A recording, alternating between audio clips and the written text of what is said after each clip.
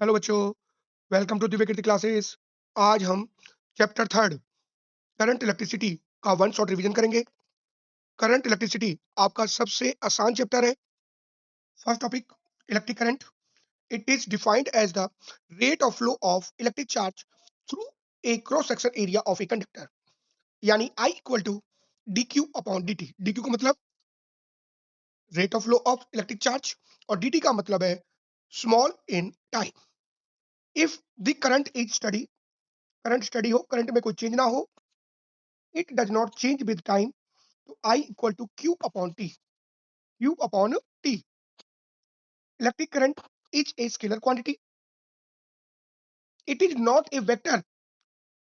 वैसे electric current direction भी रखता है और मैग्नीट्यूड भी रखता है, फिर भी स्केलर है। क्यों है scalar? As it does not follow the law of vector addition, क्योंकि ये कभी भी लॉ ऑफ वेक्टर एडिशन को ओबे नहीं करता, इसीलिए ये एक स्केलर क्वांटिटी के फॉर्म में माना जाता है। ऐसा unit of electric current is ampere या कूलम्ब पर सेकेंड होती है। और डायमेंशन फॉर्मूले की बात करेंगे तो m0, L0, T0 और A1 के बराबर होता है। डायरेक्शन ऑफ इलेक्ट्रिक करंट, अगर कभी कोई पूछे कि इलेक्ट्रिक करंट की डायरेक्शन क्या होगी, तो आप कहोगे कि किसी भी कंडक्टर में the direction of flow of charge और the direction of flow of electric field is gives the direction of flow of electric current. This current is known as conventional current. But electrons opposite to the current known as electronic current. If n particles each having a charge q cross section through a given area in time t, then I equal to n q upon t के बराबर होगा। Next, the current is the same for all cross section area of a conductor of non-uniform cross section.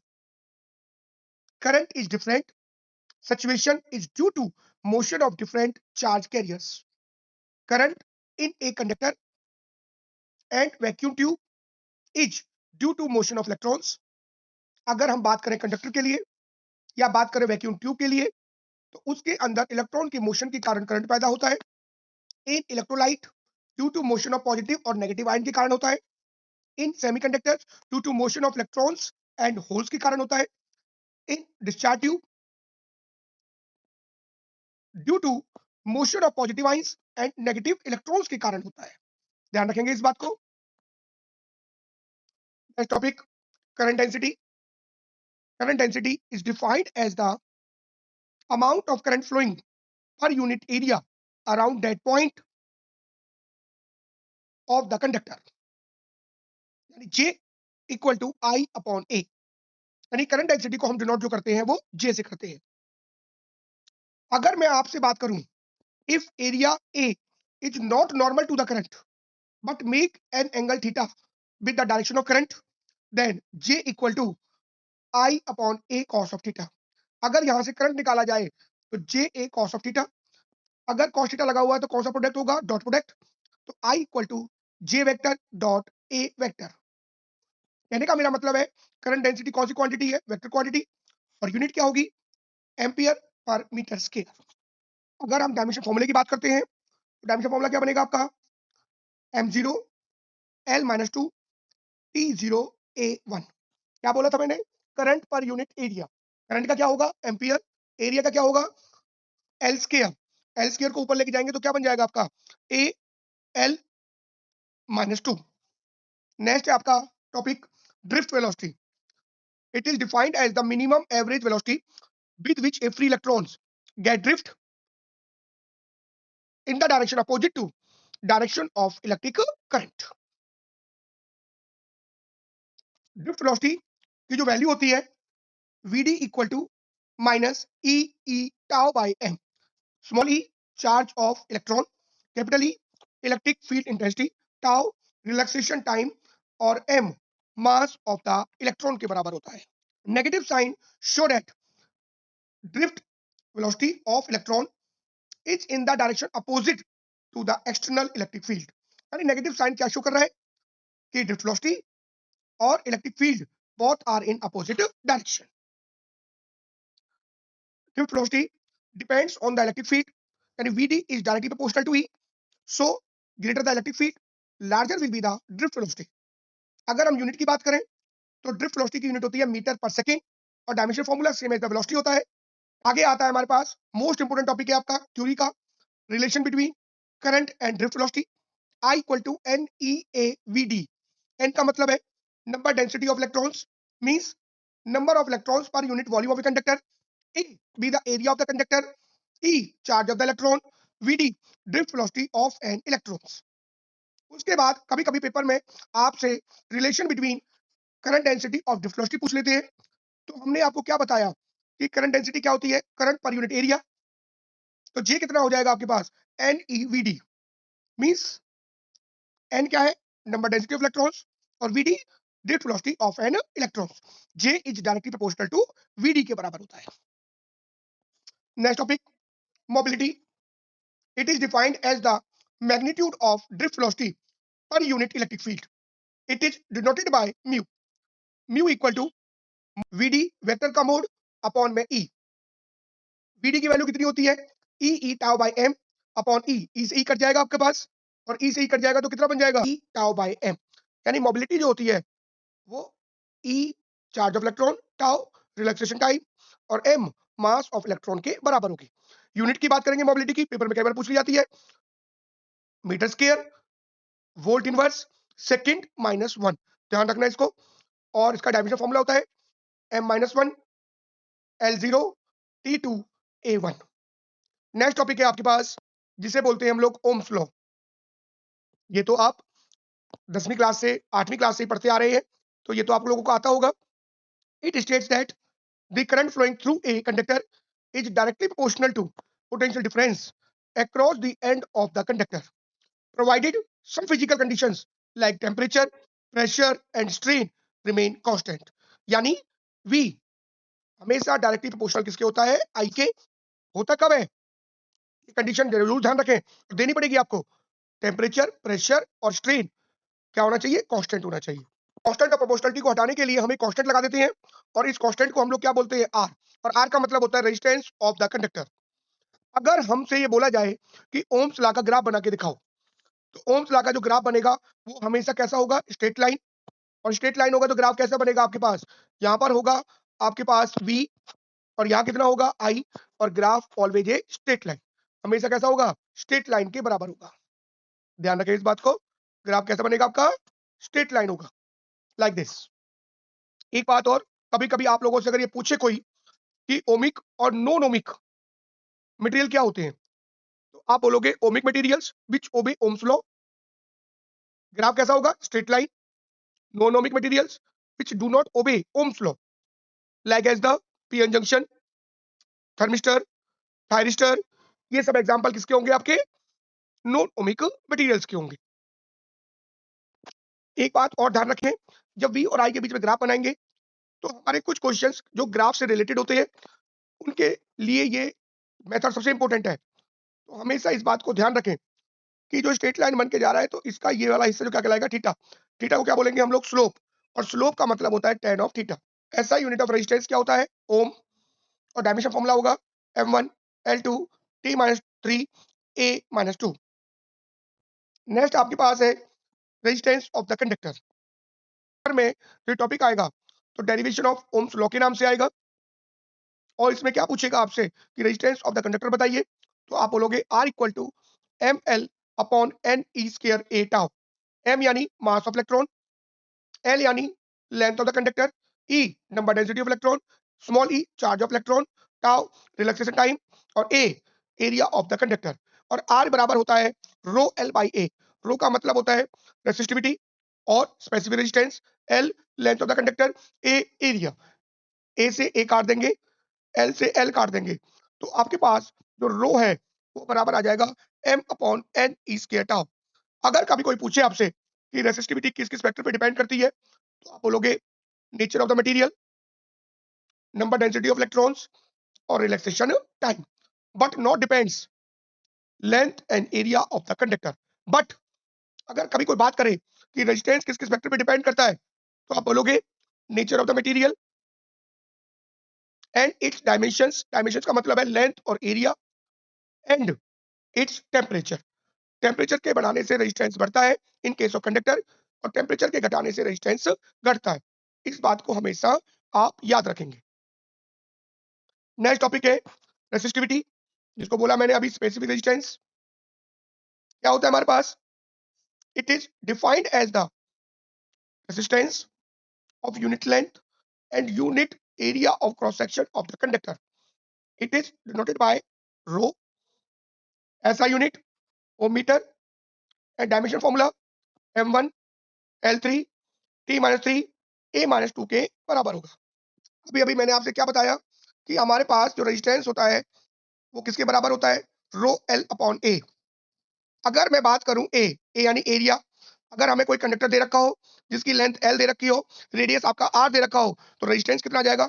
Row L upon pi R square. If a conductor mass कितना हो m, volume कितना हो v, density कितनी हो d, तो resistance कितना आ जाएगा मेरे पास? Rho L square d upon m के बराबर होगा। इफ, ध्यान रखना रीजनिंग क्वेश्चन आते हैं इनके ऊपर। If length of A given metallic wire, resistance कितना है? r, stretched in n times, its resistance becomes n square r, but resistivity does not change। मैंने बोला था कि resistivity does not depends on length और एरिया ऑफ क्रॉस सेक्शन। इसका मतलब है लेंथ के बढ़ाने से, एरिया के बढ़ाने से, रेडियस के बढ़ाने से, घटाने से कभी भी रेजिस्टिविटी पे कोई फर्क नहीं पड़ेगा। अगर मैं आपसे बात करूं कि मेरे पास एक वायर है जिसका रेजिस्टेंस आर है, this wire is stretched 3 times of its length, तो बताइए रेजिस्टेंस कितना होगा? तो आप कितना आंसर बोलोगे उसका? यानी कि एन स्क्वायर आर, एन की वैल्यू कितनी है आपके पास? 3, यानी कि 9 ऑफ आर के बराबर होगा। कितना होगा? 9 of R. If radius of the given metallic wire of resistance R becomes n times, अब के पहले किसकी बात कर रहे थे हम? लेंथ की। अब किसकी बात कर रहे हैं? रेडियस की। और रेडियस कितना है हमारे पास? वो n टाइम्स है। तो रेजिस्टेंस कितना होगा? R अपॉन n की पावर 4, यानी 1 अपॉन n की power 4 into R। Next, if the area of cross section of the given metallic wire resistance R becomes n times, then its resistance becomes 1 upon n square into r। ये जो कुछ भी आपको बताया जा रहा है ये सब कुछ जर्नल फॉर्म में है।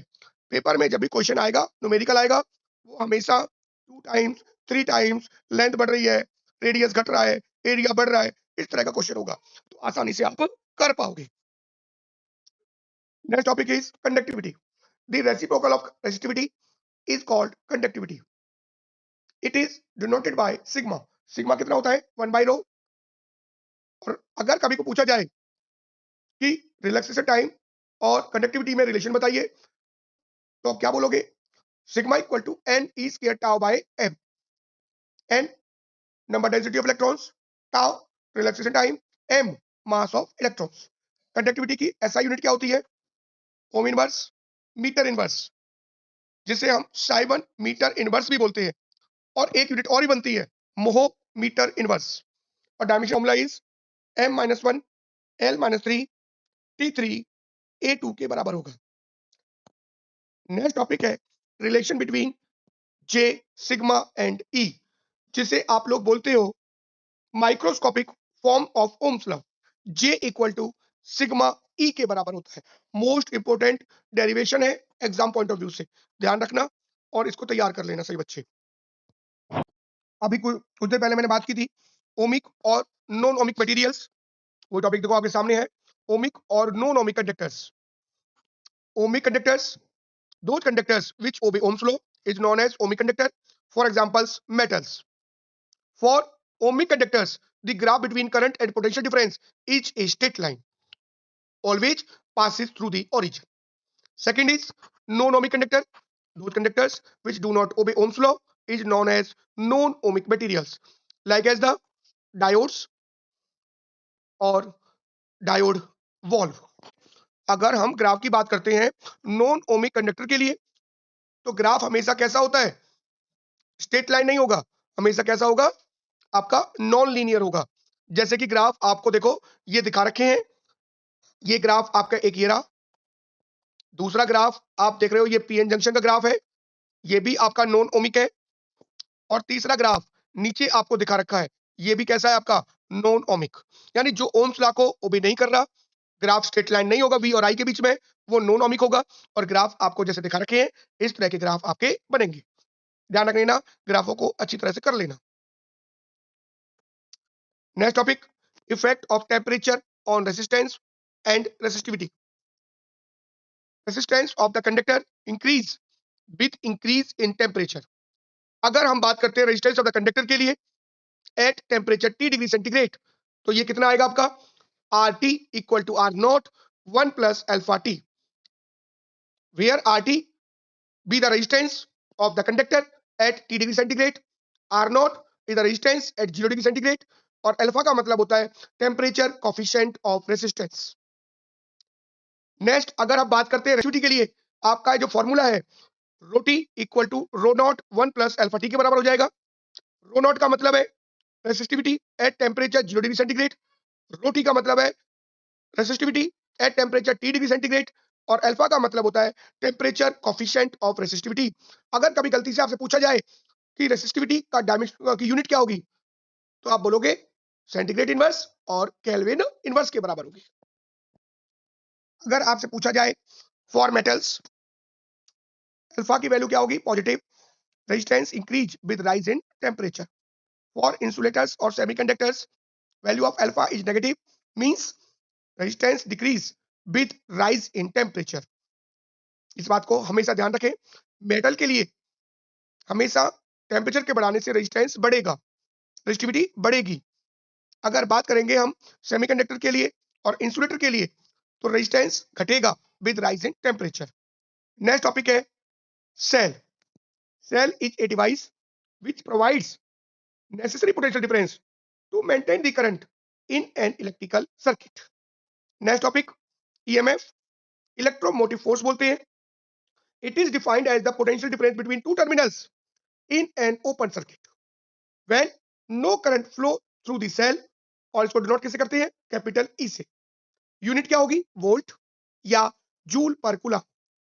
Dimension formula m1 l2 t-3 a-1 के बराबर होगा। EMF of the cell depends nature of the electrodes, nature and concentration of electrolyte used in the cell and its temperature। यानी कि कोई पूछने लगे कि EMF of the cell किस किस फैक्टर पे डिपेंड करता है, तो आप बोलोगे नेचर ऑफ इलेक्ट्रोड्स के ऊपर, nature and concentration of electrolyte used in the cell and its temperature के ऊपर डिपेंड करता है। Next topic, terminal potential difference. It is defined as the potential difference between two terminals in the closed circuit. Closed circuit का मतलब key is closed. Circuit is complete when current flow in the cell या circuit. Next, internal resistance of a cell.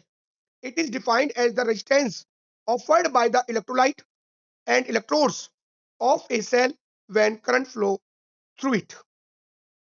Internal resistance of the cell depends upon number one, distance between the electrodes, nature of the electrodes, nature of the electrolytes, and area of electrodes emerged in the electrolyte। दोबारा एक बार सुन लीजिए, distance between the electrodes, number two, nature of the electrolyte, number three, nature of electrodes, और number four, area of electrodes emerged in the electrolyte। Next topic, relation between E, V and R, यानी EMF, terminal potential difference and internal resistance of the cell। अगर हम कोई भी cell, cell का मतलब अपना EMF होगा, अपना इंटरनल रेजिस्टेंस होगा, जैसा कि आपको दिखा रखा है, उसको हम कनेक्ट कर दें एक एक्सटर्नल रेजिस्टेंस से, तो यहां से अगर हम निकालते हैं तो V की वैल्यू कितनी आएगी, V equal to E minus I R, V equal to E minus I R. तो हमेशा ध्यान रखेंगे, ये जो V equal to E minus I R दिखाई दे रहा है, इसे आप लोग बोलते हो डिस्चार्जिंग प्रोसेस। अगर यहां से आपसे कभी पूछा जाए कि इंटरनल रेजिस्टेंस निकालो, तो आर की value small R E upon V minus 1 into R के बराबर होगा। हमारे पास इसमें दो प्रोसेस होते हैं, एक आपका डिस्चार्जिंग और एक होता है चार्जिंग। जब बात करेंगे डिस्चार्जिंग के लिए, तो टर्मिनल वोल्ट पोटेंशियल डिफरेंस बराबर किसके होगा, EMF of the cell minus में potential drop across the internal resistance of the cell, यानी V equal to E minus IR. That is, terminal potential difference across it is less than the EMF of the cell. The direction of current inside the cell is from negative terminal to positive terminal. During charging of a cell, terminal potential difference बराबर होता है EMF of a cell plus potential difference drop across the internal resistance of a cell के बराबर होगा। Terminal potential difference becomes greater than, जब आपके पास discharging process था तो उसमें लेस देन आया था, इसमें क्या आया है, greater than EMF of the cell, the direction of current inside the cell from positive terminal to negative terminal. अगर नेगेटिव से पॉजिटिव जा रहा है डिस्चार्जिंग और पॉजिटिव से नेगेटिव जा रहा है तो चार्जिंग प्रोसेस होगा। हमेशा ध्यान रखेंगे इस बात, बहुत इंपॉर्टेंट टॉपिक है ये वाला। Next topic, grouping of cells. Cells can be grouped in the three ways.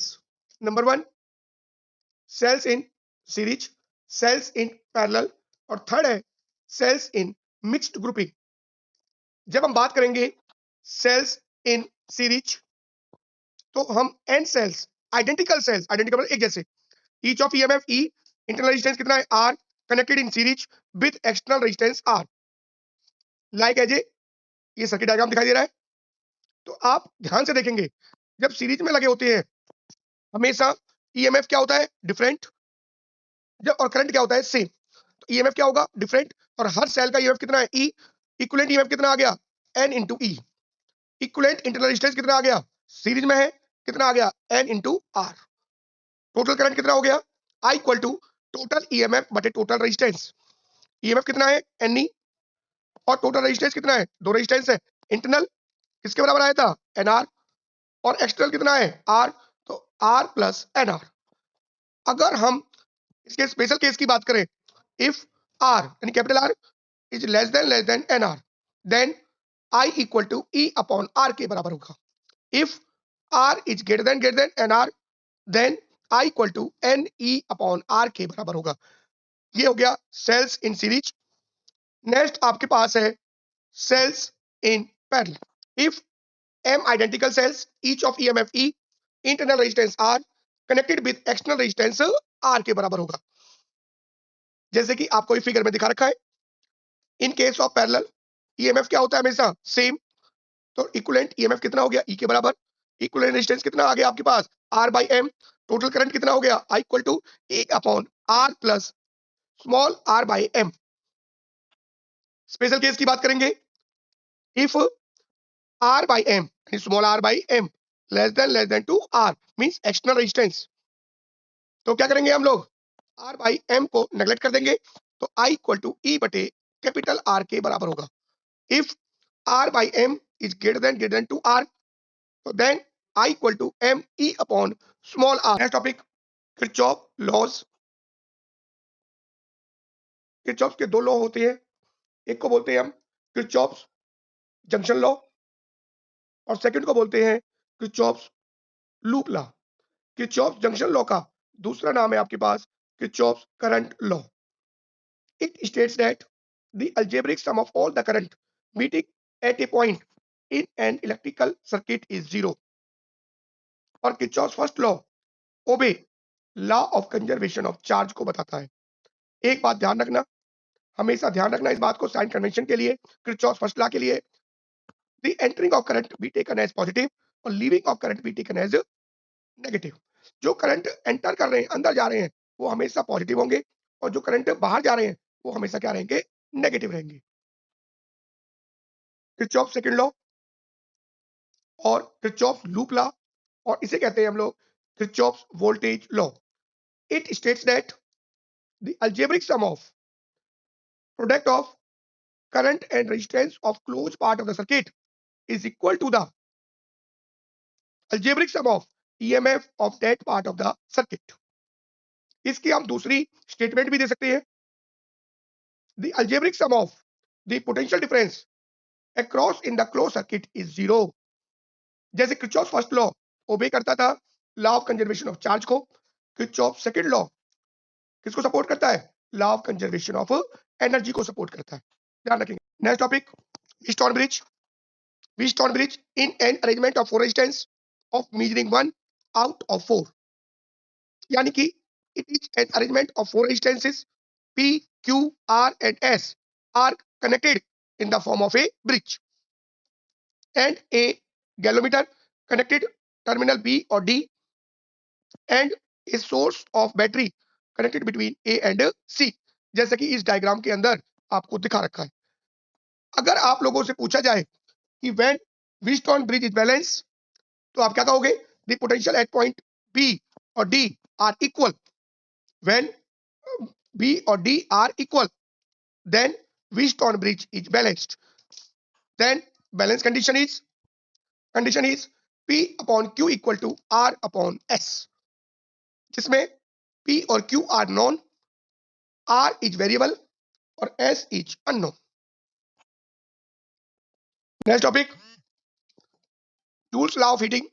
According to Joule's heating effect of current, the amount of heat produced in a conductor of resistance R carrying current I in time t each, H is equal to I square RT. अगर किस में लेंगे? Joule में। अगर लेंगे calorie में तो H is equal to I square RT by J. J क्या होता है? Joules mechanical equivalent of heat, जिसकी वैल्यू होती है 4.2 जूल पर कैलोरी के बराबर होती है। Next topic, electric power.